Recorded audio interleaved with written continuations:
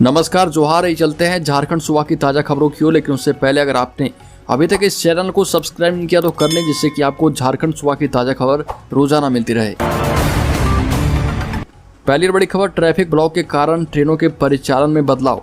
Patna Ranchi Patna Janshatabdi express train रहेगी रद्द। आपको बता दें कि दक्षिण पूर्व रेलवे के कोटशिला राजाबेड़ा रेलखंड के तूपर काड़ी और राजाबेड़ा स्टेशनों के मध्य 8 घंटे का ट्रैफिक ब्लॉक किया जा रहा। इस कारण पूर्व मध्य रेल से खुलने एवं गुजरने वाली ट्रेनों के परिचालन में बदलाव कर दिया गया है और पटना रांची पटना जनशताब्दी एक्सप्रेस आज रद्द रहेगी। अगली खबर, राज्य के मुख्यमंत्री हेमंत सोरेन ने अपने 47वें जन्मदिन के मौके पर कार्यकर्ताओं के द्वारा लाए गए 47 पाउंड का केक काटकर जन्मदिन मनाया। इससे पहले सोरेन ने अपनी माता रूपी सोरेन और पिता एवं झारखंड मुक्ति मोर्चा सुप्रीमो शिबू सोरेन का आशीर्वाद लिया। सुबह से ही झारखंड मुक्ति मोर्चा कार्यकर्ता सीएम के काके रोड स्थित आवास पर इकट्ठे हो रहे थे और केक मंगाया गया और सोरेन से कटवाकर उन्हें खिलाया गया। इस मौके पर झारखंड मुक्ति मोर्चा की महिला मोर्चा सदस्यों के साथ राज्यसभा सांसद महुआ मांझी मांदर की ताल पर जमकर थिरकी और सीएम सोरेन को बधाई दी। इस मौके पर हेमंत सोरेन ने कहा कि आज बड़े सौभाग्य का दिन है कि पड़ोसी राज्य बिहार में नई सरकार बन चुकी है। इस मौके पर नई सरकार को शुभकामनाएं भी दी। अगली खबर, झारखंड कांग्रेस को अपनों से खतरा, शिल्पी नेहा तिर्की बनना चाह रही मंत्री। रामेश्वर उरांव ने खोली पोल।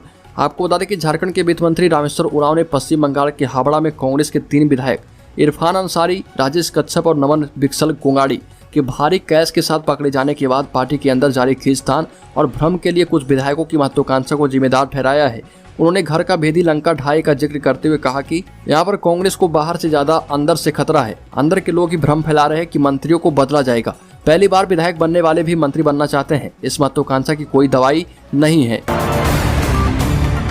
अगली खबर, रांची से रांची में दीवार पर लिपस्टिक से सुसाइड नोट लिखकर पत्नी ने की खुदकुशी।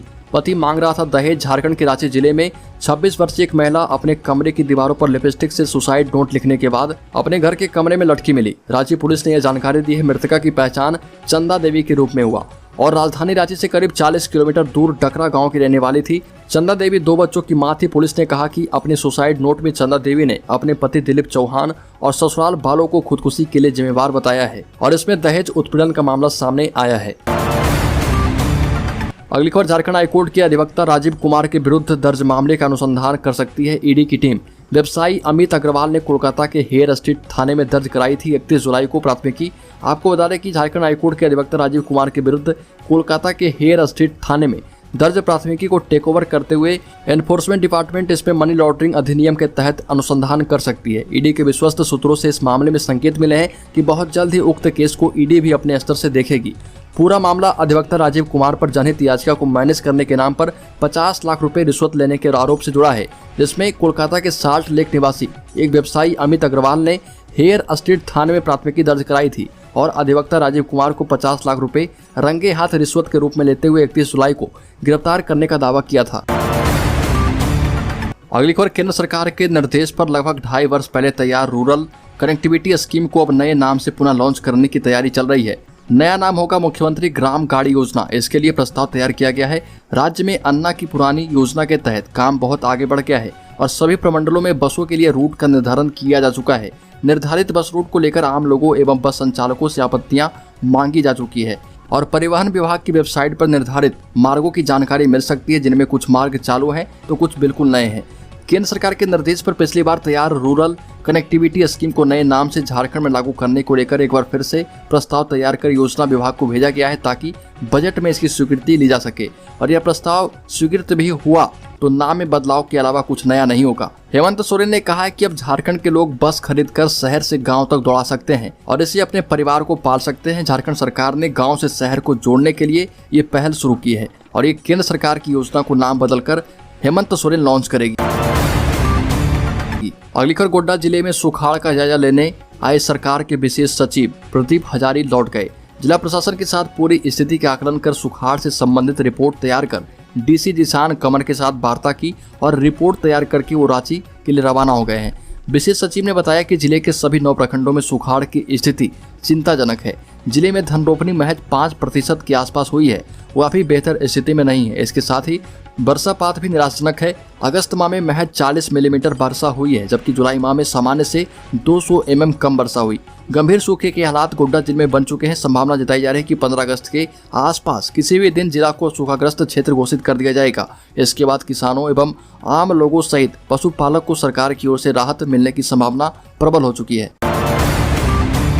अगली खबर झारखंड की राजनीति पर बोले जगन्नाथ महतो, हेमंत सरकार पूरी तरह से स्थिर। मंत्रिमंडल विस्तार से किया इनकार। झारखंड में मंत्रिमंडल विस्तार के अटकलों पर सूबे के शिक्षा एवं मद्य निषेध मंत्री जगन्नाथ महतो ने विराम लगा दिया है। बोकारो के बेरमो में खास बातचीत में कहा कि झारखंड में हेमंत सरकार पूरी तरह से स्थिर है। सरकार गिरने या गिराने की फिलहाल अब कोई स्थिति नहीं रह गई।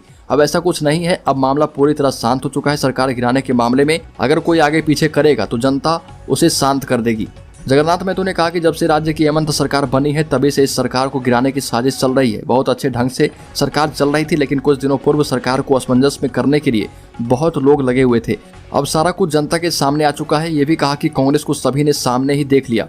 मंत्रिमंडल विस्तार के अटकलों को लेकर ये भी कहा कि मंत्रिमंडल विस्तार को लेकर ऐसा कुछ नहीं है। मंत्रिमंडल में शुरू से ही एक सीट खाली चल रहा।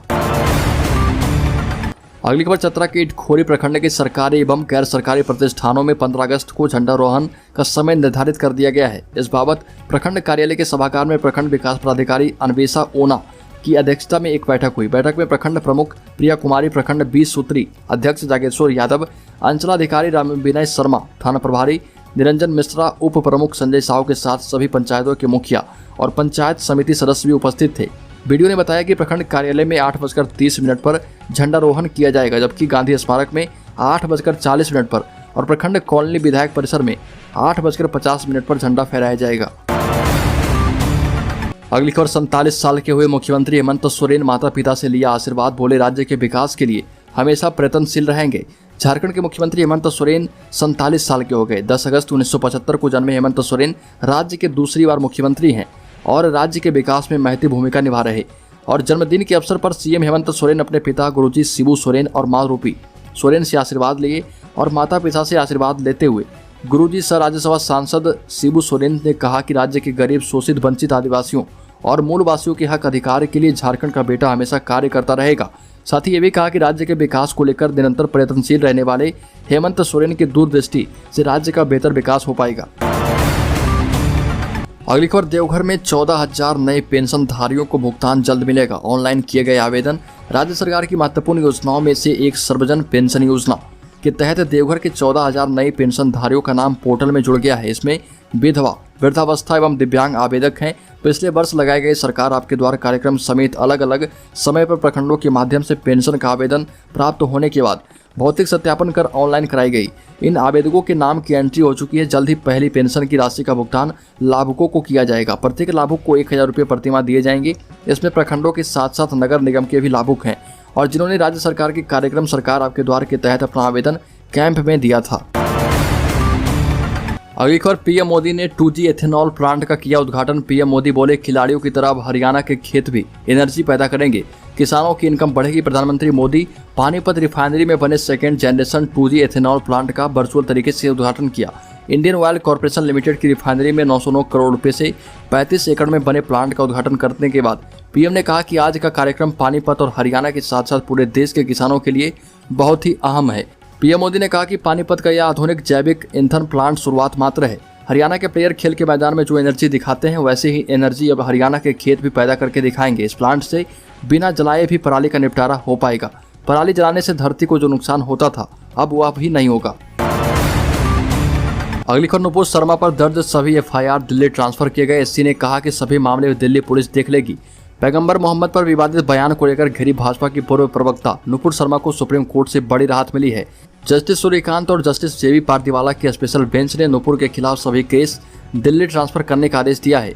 वहीं जांच पूरी होने तक नुपुर शर्मा की गिरफ्तारी पर रोक लगा दी गई है। नुपुर ने जान का खतरा बताते हुए सुप्रीम कोर्ट में याचिका दाखिल की थी। इसमें कई राज्यों में उनके खिलाफ दर्ज की गई एफआईआर को क्लब और ट्रांसफर करने की मांग की गई थी, जिस पर सुप्रीम कोर्ट में सुनवाई हुई।